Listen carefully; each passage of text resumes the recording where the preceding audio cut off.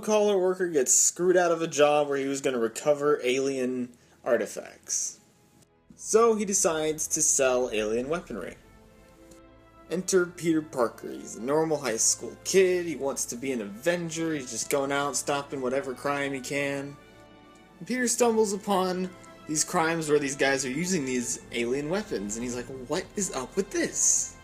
So Peter puts in a lot of work, some of it fruitless, to try and stop these guys from selling this alien tech. Spider-Man is not a traditional superhero. He never has been. The idea behind Spider-Man is that he's an everyman, that he screws up, that he has troubles in life, and that he struggles with everything.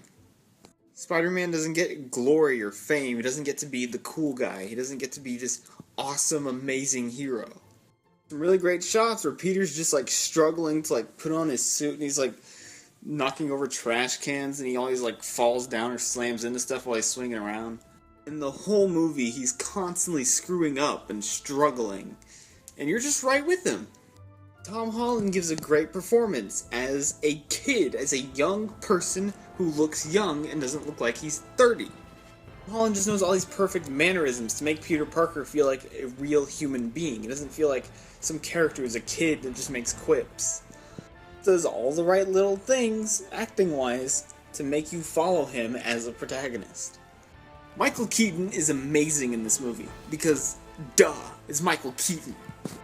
At the beginning of the movie, we show his perspective on an event in which he got totally screwed.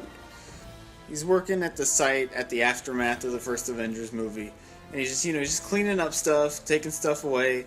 He's a blue-collar worker guy. He's just a normal guy trying to run a business here, he's helping his workers out, he's right in there with them. He's an admirable boss. And these people come in, they tell him, you better stop working here, and you better leave, or else you're gonna get sued. And he's like, what the heck, man?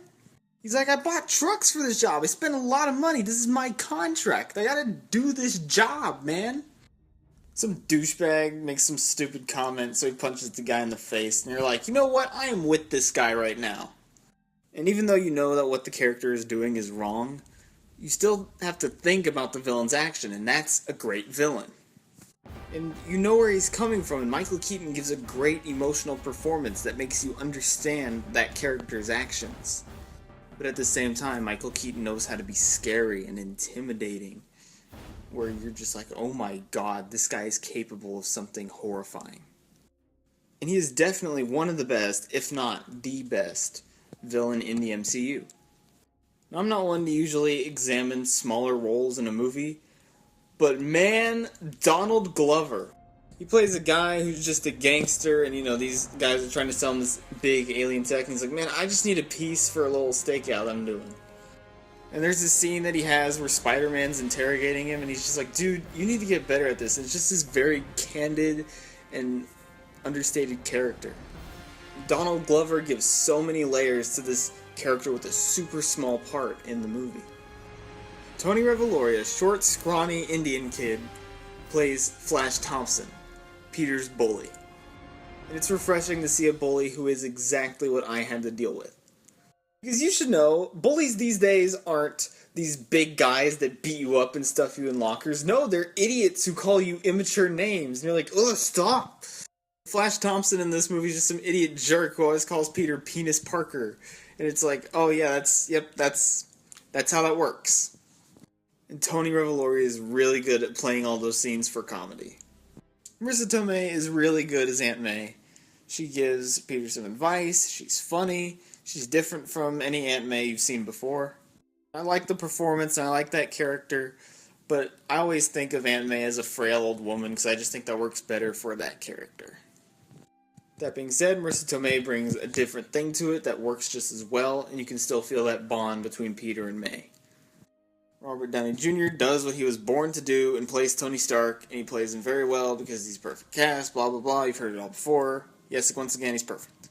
Another great thing is that the fact that Spider-Man is such a screw-up adds a lot of tension to these action scenes. In a lot of superhero movies, like with Iron Man, he's just shooting lasers and stuff, and there's not quite that tension. But in every action scene in this movie, you feel like the villain is way stronger than the hero. and that leaves you scared for Spider-Man. Cinematography in Spider-Man's first encounter with Vulture is brilliant because he just comes out of nowhere and Spider-Man is just left helpless. That establishes the power difference between the villain and the hero, and that makes you feel tense every time they fight. Spider-Man Homecoming is exciting, it's intense, it's fun, it's funny, it's got all the stuff you want in a summer movie. And it gets the character of Spider-Man just right. He's a kid, he's struggling, he screws up constantly, and it's just a great Spider-Man movie. I'm gonna give Spider-Man Homecoming an A-.